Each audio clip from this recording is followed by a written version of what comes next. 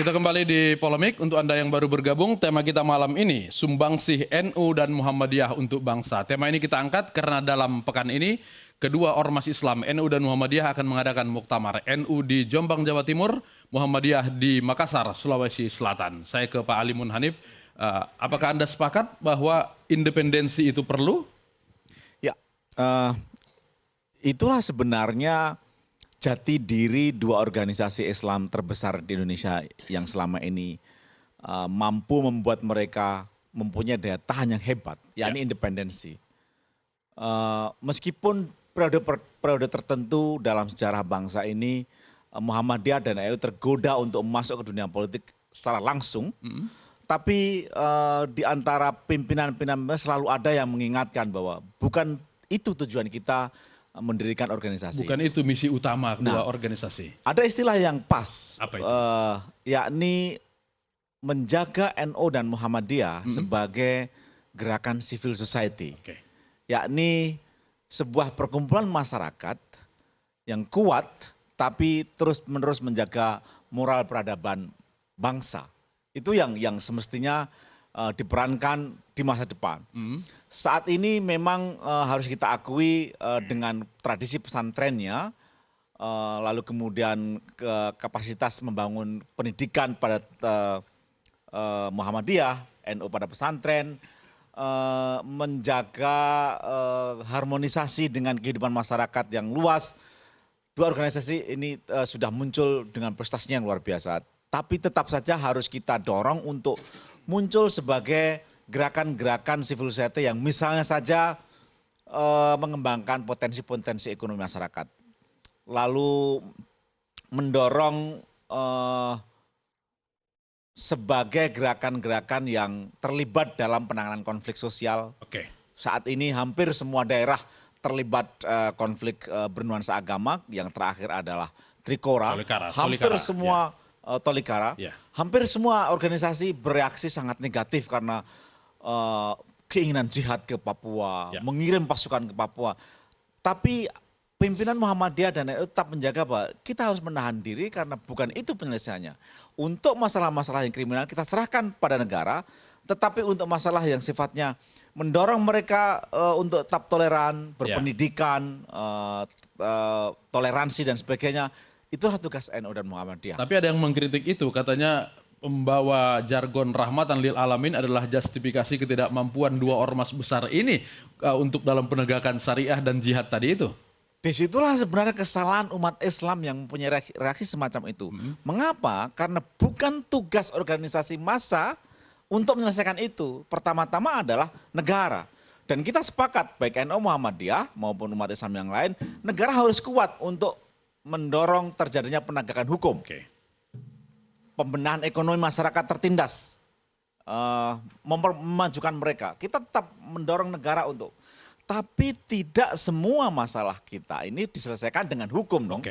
Ya kan, misalnya hukum itu misalnya begini, kalau ada angin ribut, lalu ada pohon tumbang, pohon yang di depan rumah kita itu jatuh ke tetangga.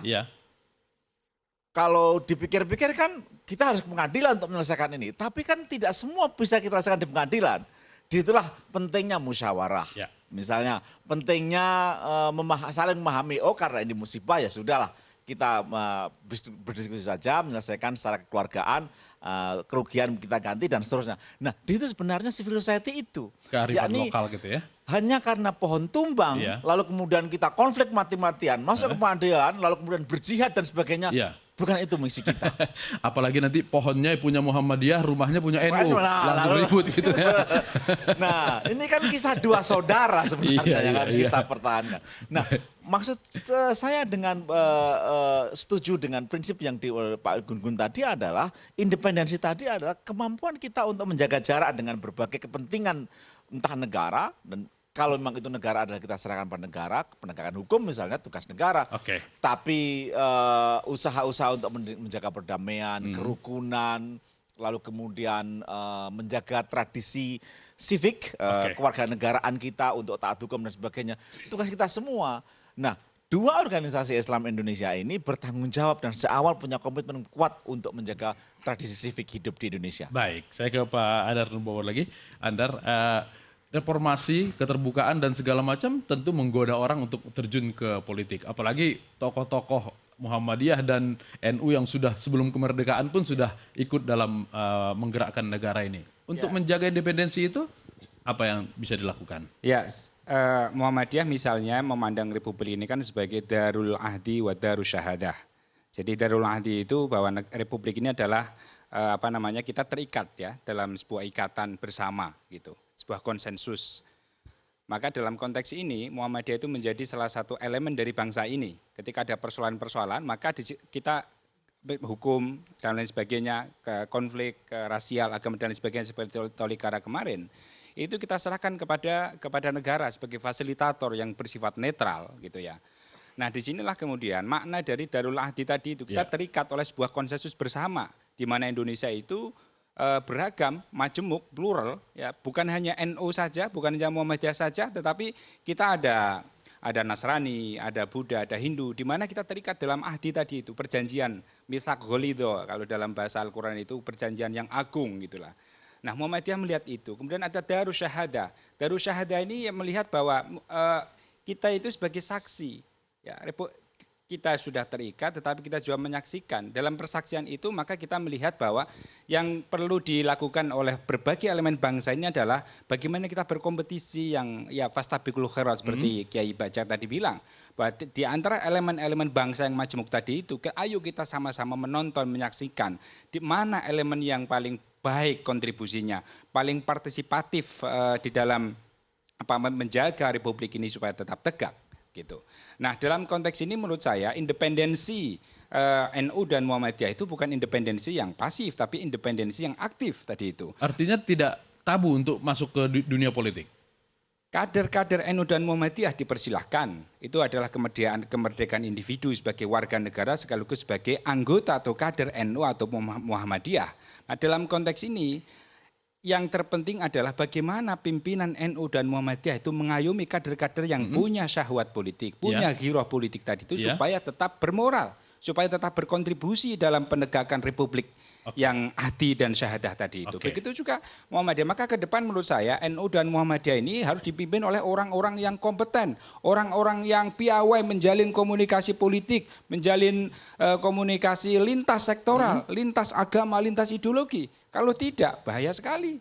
Karena tadi itu, karena kita terikat oleh ikrar kesepakatan bersama tadi itu. Jadi bukan berarti kemudian tidak berpolitik, tapi tidak berhubungan secara politik dengan tokoh-tokoh lain. Secara institusional, NU dan Muhammadiyah, meskipun ya dalam beberapa periode sejarah itu tergoda, NU pernah menjadi partai politik, Muhammadiyah diam-diam juga ya Masyumi, kemudian Parmusi tahun 70-an itu. Nah, saya rasa secara institusional NU dan Muhammadiyah itu kita harapkan tetap menjadi organisasi masyarakat yang sebagai penyangga civil society, sebagai gerakan kultural, gerakan moral, tetapi pada yang sama mengendorse kepada kader-kadernya yang memang piawai di dalam gelanggang politik untuk tetap berkontribusi secara politik tadi itu, menjaga tadi itu moralitas, menjaga integritas supaya bangsa ini itu bangsa yang tercerahkan, bangsa yang ramah tadi itu, bangsa yang menjauhkan diri dari sifat tamak, rakus dan lain sebagainya. Oke, sayangnya para kader yang sudah masuk partai itu lebih takut kepada ketua umum partai daripada ketua umum Muhammadiyah dan ketua umum NU.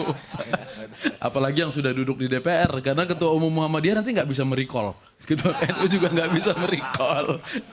Oke, saya ke Pak Bagja, Pak Mukti lagi. Pak Mukti, menjaga independensi, tapi biasanya NU sama Muhammadiyah pengen benar itu acara muktamarnya dibuka oleh presiden. Itu sebenarnya bagian dari mendekatkan diri ke politik atau bagaimana?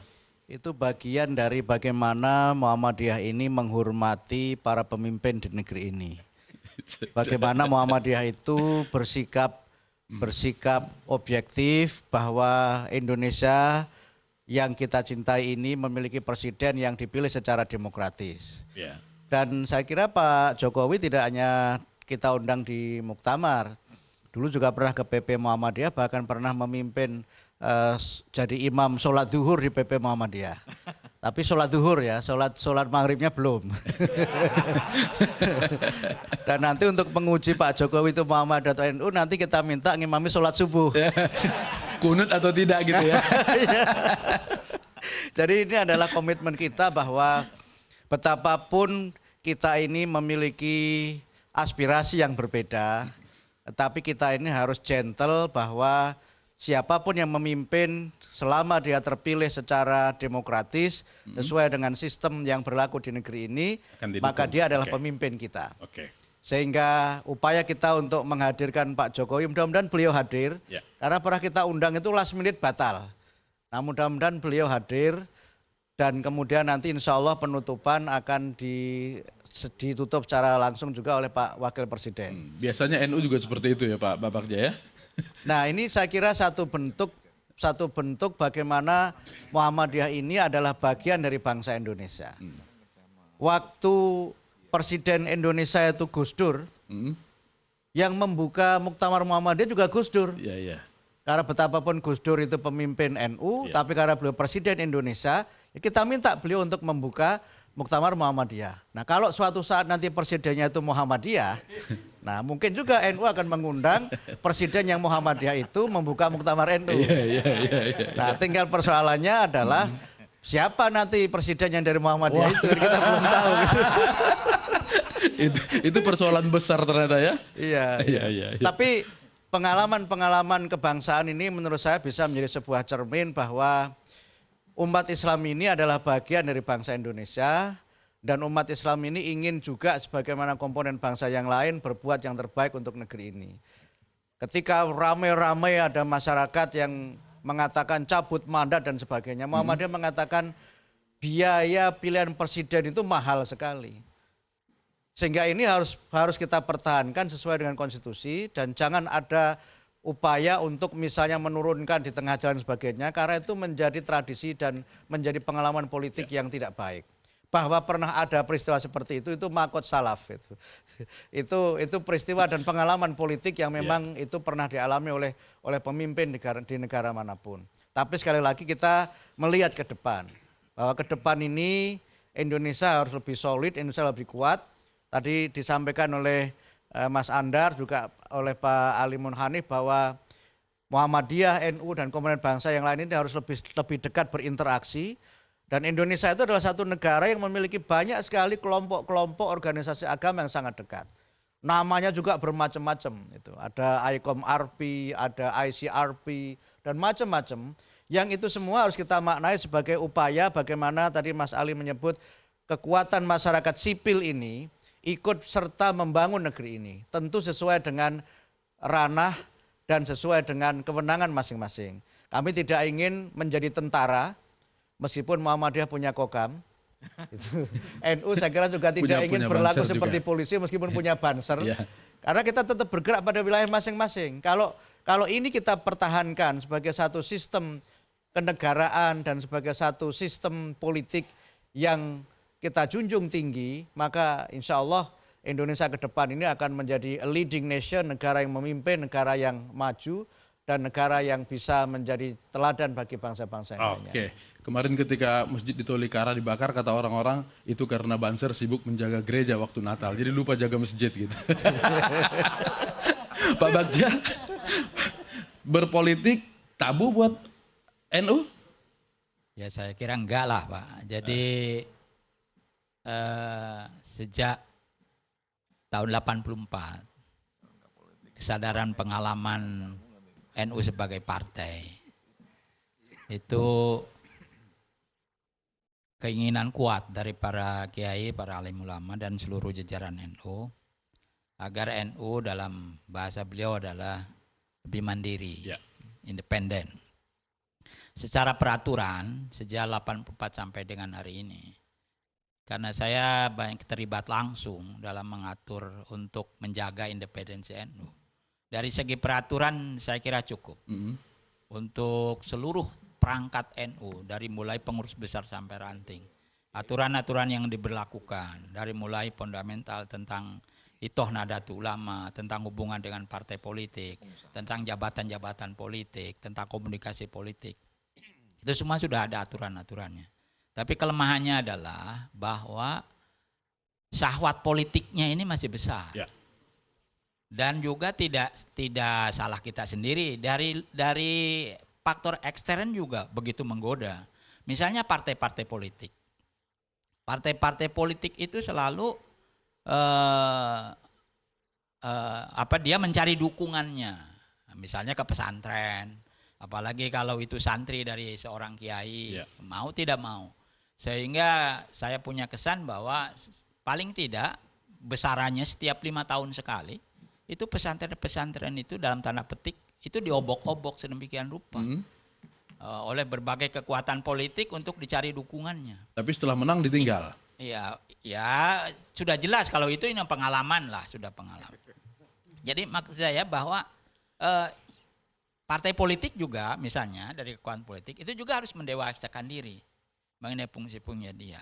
Jadi kalau mencari dukungan, kalau misalnya mendapat simpati rakyat, ya semestinya dia dengan berbuat sesuatu program yang untuk rakyat yang lebih baik, fungsi-fungsi sebagai partai politik berjalan dengan baik, saya kira itu. Sehingga dengan demikian kita sebagai organisasi masyarakat juga bisa mengurus diri sendiri kita, independensi kita, kemandirian kita, sembari membangun sebuah iklim yang sehat di masyarakat, di lingkungannya, baik ekonomi maupun politik, sebab kita nggak berdiri sendiri. Kita tidak berada dalam ruangan kosong. Jadi kita bisa berteriak saja dengan sesuatu kekuatan kita untuk mandiri, selama kekuatan lain kitanya mendorong sedemikian rupa kita untuk tidak mandiri. Ya ini menurut saya harus ada kedema. Oleh karena itu sekali lagi kita angkat Nusantara ini, Indonesia ini yang harus menjadi rujukan kita, kepentingan kita. Saya kira itu. Jadi pesannya clear, jangan obok-obok NU dan Muhammadiyah. Tapi diajak masuk kabinet NU biasa, Muhammadiyah juga mau biasanya. Itu kan kepentingan itu nasional. Itu kepentingannya lebih nasional. Ya, kita istirahat kembali, nanti polemik akan kembali lagi.